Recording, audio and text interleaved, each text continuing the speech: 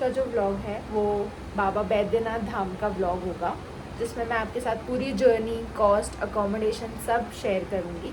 और वो जानने के लिए आपको एंड ऑफ द वीडियो तक बने रहना पड़ेगा। ठीक है, तो अभी चलते हैं एयरपोर्ट। Let's go. हम सुबह मुंबई एयरपोर्ट के लिए निकले और हम मुंबई एयरपोर्ट पहुंच गए। वहां से हमने पहले दिल्ली के लिए फ़्लाइट ली और फिर हम दिल्ली से देवघर गए।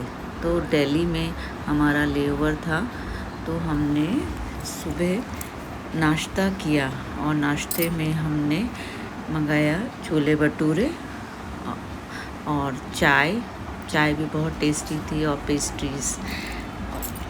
एज़ यू नो दिल्ली में वैसे भी नाश्ता बहुत अच्छा होता है, तो हमारा व्यू पॉइंट ये था कि हम दिल्ली में नाश्ता करेंगे और फिर हमारा देवघर जाने का प्रोग्राम था। साथ में हमने पराठे भी मंगा लिए थे। इसके बाद हमारा फ़्लाइट का टाइम हो गया था और हम देवघर के तो हम देवघर एयरपोर्ट पहुंच गए हैं और आप ये देख सकते हैं कि मेरे पीछे एयरपोर्ट है। तो आप थोड़ा सा पार्किंग से नीचे उतरेंगे तो आपको यहाँ बहुत सारे ऑटोज़ मिल जाएंगे। तो हमारा 6 किलोमीटर दूर है होटल जो हमने बुक किया है, तो हमने सोचा कि हम ऑटो से जाते हैं रादर देन टैक्सी। सो बाकी I take you guys with me. यह मेरा लास्ट ज्योतिर्लिंग है, देवघर का ज्योतिर्लिंग बाबा बैद्यनाथ मेरा लास्ट ज्योतिर्लिंग है। इसके बाद मेरे सारे ज्योतिर्लिंग। सो गाइस, ये हमारा रूम है देवघर में। हमने डीलक्स कैटेगरी का रूम लिया है। आपके पास सुपर डीलक्स का भी ऑप्शन है। ये वार्डरोब है और ये वॉशरूम है, सब डिसेंट सा है।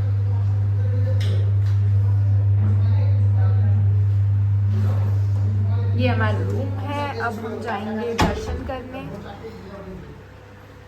हमने गीतांजलि इंटरनेशनल होटल में चेक इन किया है। यहाँ से बाबा बैद्यनाथ धाम 800 मीटर के करीब दूर है।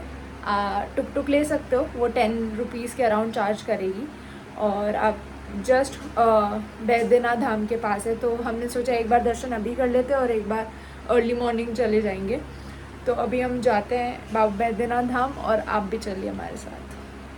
मंदिर में अंदर फ़ोटो खींचना अलाउ नहीं था, इसलिए हमने बाहर से ही फ़ोटोज़ की। बाबा बैद्यनाथ की मंदिर की फ़ोटो हैं और वहाँ पे हमने बाहर खड़े होकर फ़ोटो खिंचाए। हमारे दर्शन बहुत अच्छे हुए थे।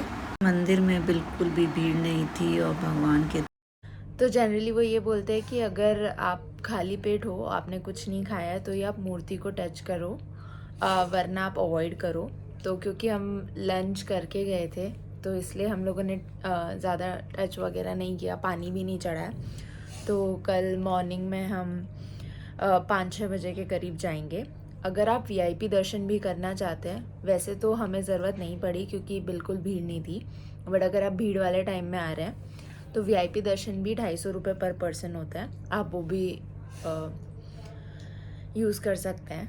और मैं आपको मॉर्निंग में हमारे दर्शन अच्छे हुए और फिर हमने गाड़ी कर ली थी जो 2500 लिए उस गाड़ी वाले ने, और हमें देवघर के आसपास का भगवान जो रूप बनाए हुए थे ग्वाला का, जहाँ पर शिवलिंग पकड़ाया था, हाँ, तो विष्णु भगवान ये अंदाज ग्वाला बने थे।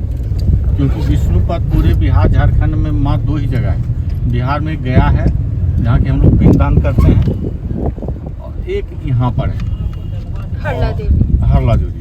वो छोटा सा मंदिर है, उसके आगे में वो छोटा सा कुआं है। और उसको शिवलिंग में उनका भोलेवासी ये वचन था, ये सहमति थी कि आप जहाँ भी रख देंगे मैं वहाँ से जाने वाला नहीं हूँ। इसलिए उसको मजबूरी थी, वो पेशाब लग गया था, तो पेशाब करना बहुत कष्ट लग गया था। क्योंकि आचमन के समय उसको कोई काम करते हैं तो लोग हाथ धो के उठाते हैं ना। पार्वती इसी शिवलिंग को पूछती थी। ये शिवलिंग भोलेबाग जहाँ भी शिवलिंग है वहाँ पर 3 त्रिशूल रहते हैं। गांव में हो, घर में हो, कस्बा में हो, 12 ज्योतिर्लिंग हो, देश में हो, विदेश में हो, सिर्फ हर एक जगह पर एक ही यही शिवलिंग है जिसमें 5 शूल है। ओके। आप मंदिर पर गौर से करेंगे तो इसमें 5 शूल है, 5। ऐसे हर एक जगह जहीं कहीं भी मंदिर होंगे, गांव कस्बा, ये देश विदेश, और त्रिशूल रहते हैं 3। उनके जो मुख होते 3।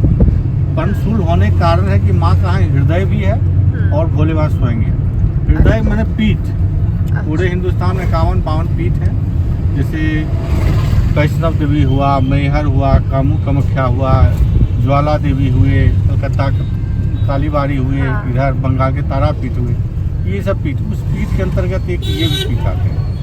अच्छा। पार्वती इसी शिवलिंग को पूजती थी। ये मनकामना शिवलिंग है, इनसे जो मांगेंगे वो आपको जो पूरा होगा। ये मनकामना शिवलिंग है। अच्छा।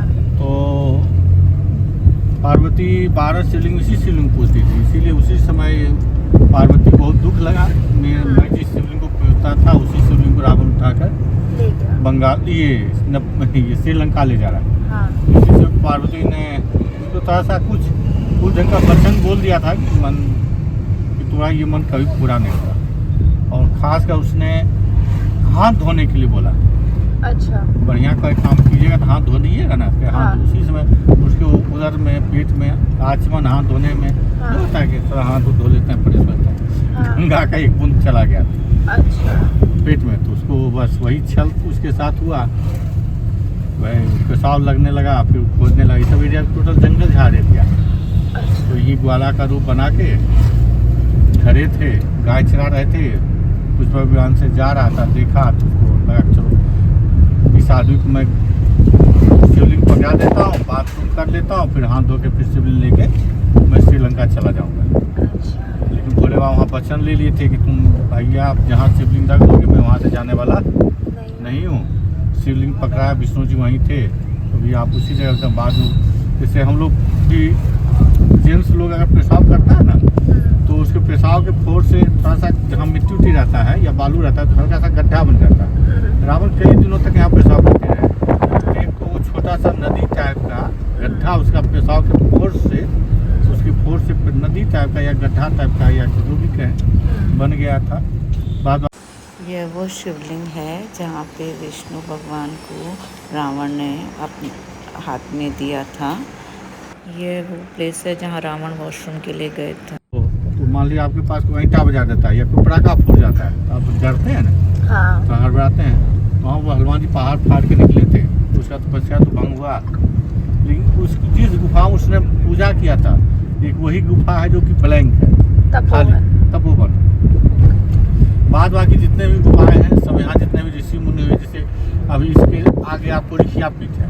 हाँ। यहाँ पर ये एक महीना के बाद कम से कम 2-2.5 लाख विदेशी लोग आए। उनके शिष्य हैं, देश विदेश हर जगह शिष्य हैं। इसी नवंबर या इसी अगले महीना में राम विवाह होता है। राम विवाह होता है, उसी मुल्क का फंक्शन होता है राम विवाह। अच्छा। तो 1.5-2 लाख लोग विदेशी लोग आते हैं। इंडिया के जो विदेश में हैं वो लोग भी आते हैं। आम जनता को उसी समय में देखने को मिलता है रिक्या। अभी अगर आप चाहेंगे कि रिक्या पे जाकर दर्शन करें तो अलाउ नहीं है, भीतर घुसने के अलाउ नहीं है। उस समय में आप आम जनता के लिए खुल जाता है, चाहे जितना दिन का फंक्शन हो, 15 दिन का, 10 दिन का, 1 सप्ताह, जितने दिन का फंक्शन हो, उसी में आम जनता लोग देखते हैं। और यहाँ के लोकल आदमी के हर गांव को चुना जाता है, उनको बहुत गिफ्ट दिया जाता है, गाय है, मशीन है, ये स्त्री उत्थान, पब्लिक उत्थान, बहुत खर्च करते हैं उस फंक्शन। गाइस ये है त्रिकुट।